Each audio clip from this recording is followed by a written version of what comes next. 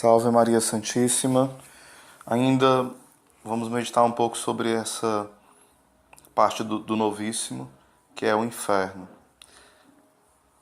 Muitas vezes a gente pode pensar, né? Mas está ultrapassado, a gente está retornando à Idade Média, a Idade das Trevas, como muitos, de forma equivocada e mentirosa, falam. Foi uma idade de muita luz, de muita riqueza da graça de Deus e também riqueza a nível de conhecimento intelectual também, sem dúvida. É necessário meditarmos sobre isso. Então vamos lá.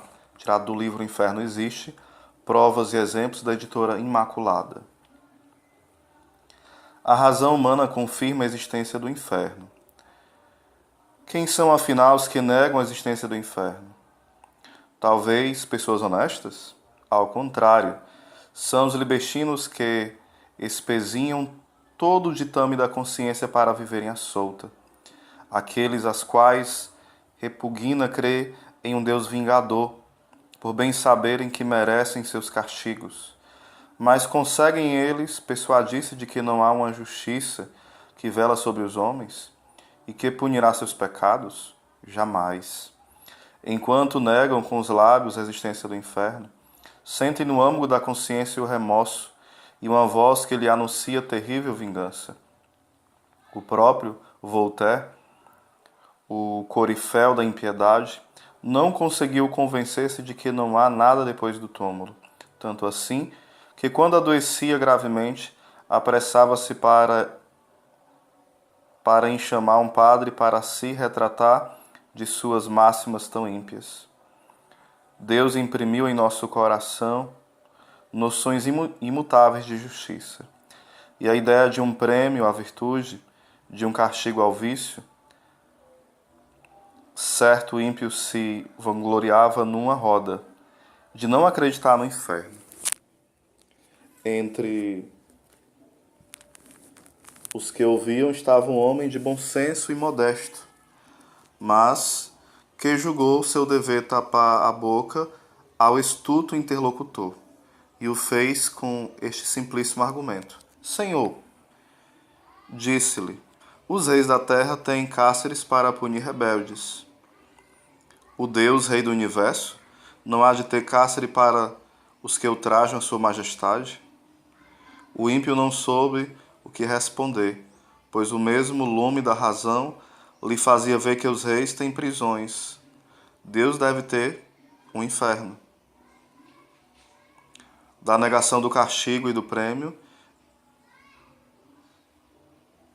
ia outra vida. Seguir-se-ia que Deus não existe. Ou, se existisse, não cuida dos homens, e não haveria nenhuma diferença entre virtude e vício, entre justiça e injustiça. Morre um ladrão carregado de delitos, e morre um inocente que durante a vida praticou virtude e fez o bem ao próximo. Quereis que tenham a mesma sorte? Deus, infinitamente justo, não há de punir os crimes do primeiro e recompensar as boas obras do segundo? Morre São Paulo no deserto, depois de ter vivido quase um século no jejum, na penitência, louvando e servindo a Deus. E morre Nero, depois de ter cometido toda espécie de crueldade. Quereis que tenha igual sorte? Portanto, a mesma razão. O bom senso nos fala de um lugar onde serão castigadas as transgressões da lei divina. Nem mesmo a eternidade das penas repugna aos ditames da reta razão. Um dia, uma alma santa meditava no inferno, e considerando a eternidade dos suplícios, aquele terrível nunca e o terrível sempre, ficou bastante impressionada, porque não compreendia como se pudesse conciliar esta severidade sem medida com a bondade e outras perfeições divinas. Senhor, dizia ela, eu me submeto aos vossos juízos, mas, permita-me, não sejais demasiado rigoroso. Compreendes? Foi a resposta. O que seja o pecado? Pecar é dizer a Deus, não vos obedecerei. Pouco se me dá a vossa lei. rio-me das vossas ameaças. Vós, Senhor, vejo, Senhor, como o pecado é um monstruoso ultraje à vossa divina majestade. Corrigindo a frase, né? Perdão. Vejo, Senhor, como o pecado é um monstruoso ultraje à vossa divina majestade. Pois bem, mede se podes a grandeza desse ultraje. Compreendo, Senhor, que esse ultraje é infinito, porque vai contra a majestade infinita. Não se exige, então, que um castigo infinito venha sobre estes?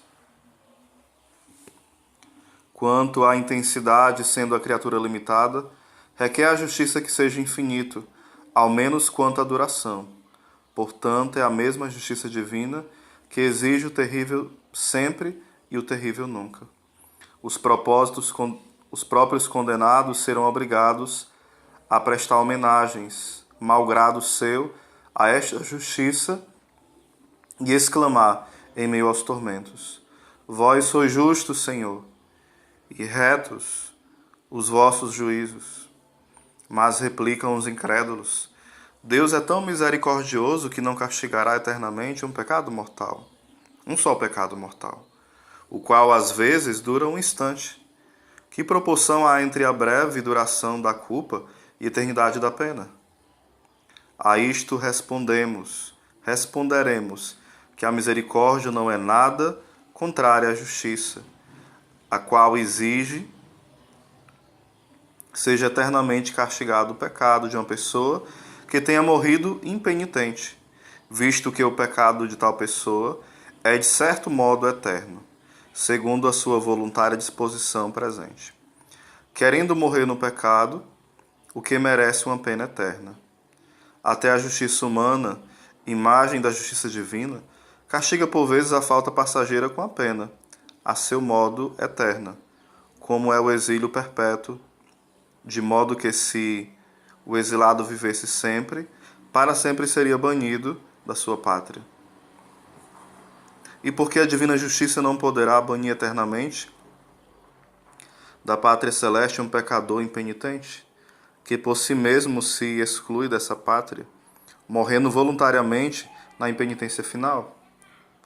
De resto, eterno é o prêmio que Deus prepara a quem o serve, e por isso eterno deve ser também o castigo para aqueles que se rebelam contra a sua santa lei.